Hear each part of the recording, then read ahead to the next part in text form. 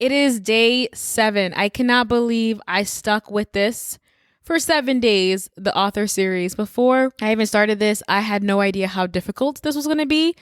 But keeping up an Instagram series and posting it on my podcast has been labor intensive. If not lying, it's very, very difficult, but I'm very proud of myself for being able to keep it up this long. So podcast listeners, I hope you've been enjoying this. Literally, we've been having about average 300 downloads per day just on the series alone. So I know that you guys are loving this. And I think it speaks to a lot of people because a lot of people want to write their books. They want to become a published author. And it's kind of like mysterious, like you don't really know the process.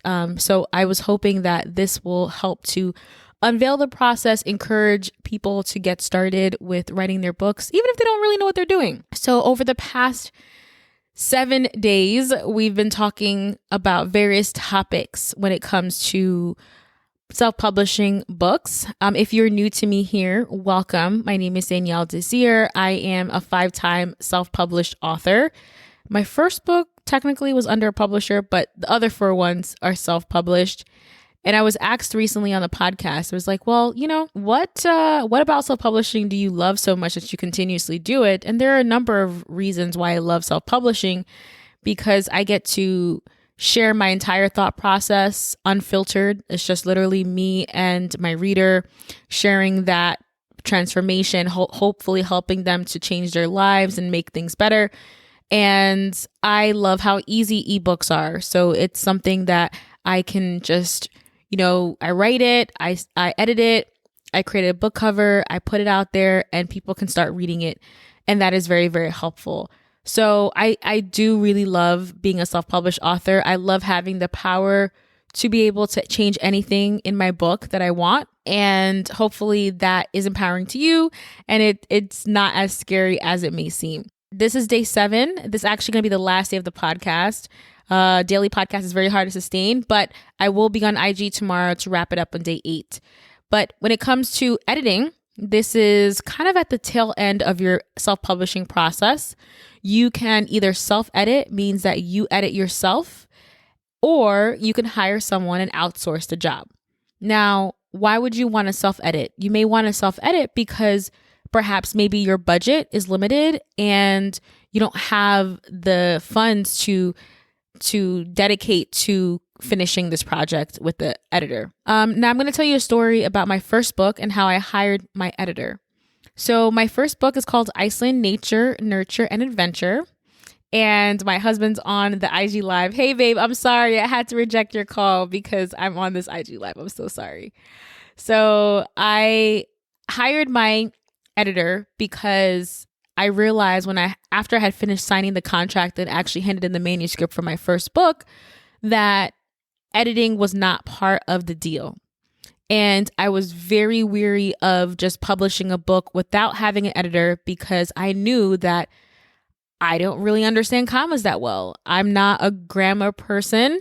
So I did not want to publish a book full of errors and full of mistakes. So I literally searched far and wide for an editor, and I love working with my editor that I've hired her for every book since. And I think there's something powerful about that because your editor gets to know your writing style. Over time, they know your voice, and it's like a dance, a flow that you don't have to teach them about you and your writing. They already know because they've seen all your books. So if you find an editor that you really love and adore and they understand you and they can still be critiquing you but still uplift you at the same time, then stick with them from book to book if you're in the same genre, okay? So when I found my editor, I pretty much sent her the copy of my book, which is the Iceland travel guide, Iceland Nature, Nurture, and Adventure, and she ripped it apart. She tore that thing up. And I learned so much from all those red marks. And I think what is most impactful for me is that she truly taught me how to become an author. As a blogger, you are writing short paragraphs, you're writing with a particular intention. As an author, you're writing with a very different intention. There's a whole set of rules that you may not even be aware of. So if you are super new and super green, definitely hire an experienced editor who has worked with book publishers and authors who can help you to edit the book, but also tell them like, hey, I'm really looking for feedback. Like, how do I improve? How did you know to do this? Like, ask them questions. It's not just literally, making revisions to your draft, but it's honestly, it's looking at every revision that they suggested and saying, why did they say this? And then asking them, why did you say this? What do authors typically do? And for me, that was more hands-on learning. So maybe I could have read it in a book. Maybe I could have taken a class to help me become a author. But for me, it was kind of like I was thrown into it. I had a contract. I had a due date. The editor needs to finish this in like 2 weeks. I had to learn on the fly. So I would say how I learned to become an author was by writing a book, writing a draft, a first draft, and having an editor take a look at it and ripping it apart. And that has been very, very helpful. And I would say if you're just looking for the bare minimum, which means you just need something to kind of get you on a good track with like grammar, then I highly recommend Grammarly. And if you're listening to the podcast, I will have a link to Grammarly. And that link is my affiliate link. So when you purchase a Grammarly plan, it will be able to benefit me and the show. So that is actually my first pass. So actually my most recent book, my Planning Local Trips During a Pandemic, I put the whole book inside of Grammarly, got my recommendations for suggestions. And then after that, I was able to put a draft together and I sent it to my editor who did a final pass. So I think Grammarly is a fantastic product. It really does help you to tighten up your copy, but having a person who is a critical thinker look at your stuff is such a valuable thing.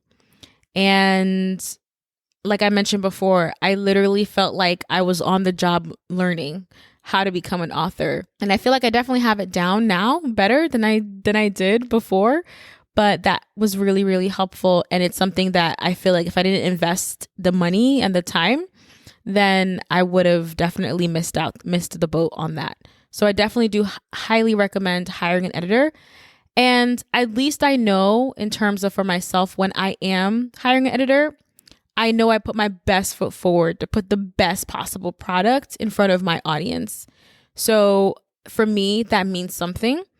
And if I just published it with just self-publishing, I'm not confident that I would catch every error. I'm not confident that it would resonate. So that is why I hire an editor. And that is cost. That is a cost. I do want to direct you to a resource. So if you listen to my podcast, the Thought Card Podcast, episode number 60, we had Michelle Jackson and Gertrude Nantra on the show. And I asked them this exact same question. I asked them, hey, like when you are working on your books, do you self-edit or do you hire an editor? So they shared their thoughts on the self-edit process. So if you're looking for some thoughts on that, then episode 60 of the Thought Card Podcast, my podcast, the one I'm recording right now, is a good place to start for that. So last but not least, I just wanted to share that tomorrow is the last day to enter to join my 6-week writing intensive program. I've been talking about it all week. So if that sounds like something that you were interested in, meaning that you want to write with other authors in a short sprint, you need help with your book cover design, you need help with your book cover description or book description, and you're looking for accountability, you're looking for some mentorship, then this 6-week program could be the right fit for you. And we're closing doors down tomorrow. So I hope that you'll be able to join us. And that 6-week program starts April 4th. And we meet every Sunday between 10 a.m. and 12 p.m. So hopefully if that fits in your schedule and you're ready to get your book done this year, then this is a good opportunity to get it done together because I'll be writing my book alongside you. All right. And last but not least, if you just been listening to this series the last 8 days and you find value from it, I would so appreciate it if you would support the show, support the podcast, support me as a creator. I'm all about really supporting the content that you love to see, right? So a lot of content creators, they have amazing ideas, amazing thoughts, but they don't they can't sustain themselves. They can't continue to show up every day or show up regularly. So they fade away. And then you end up wondering like, oh, I remember I used to love this person. What happened to them? So if you want to see more content like this created, if you want to grab me a cup of coffee, that is awesome. Or feel free to grab any of my books. I have 5 books, 5 affordable travel and personal finance books that you can check out. Any way that you want to support, that would be awesome. Bye for now. Stay safe out there. See you soon. Bye.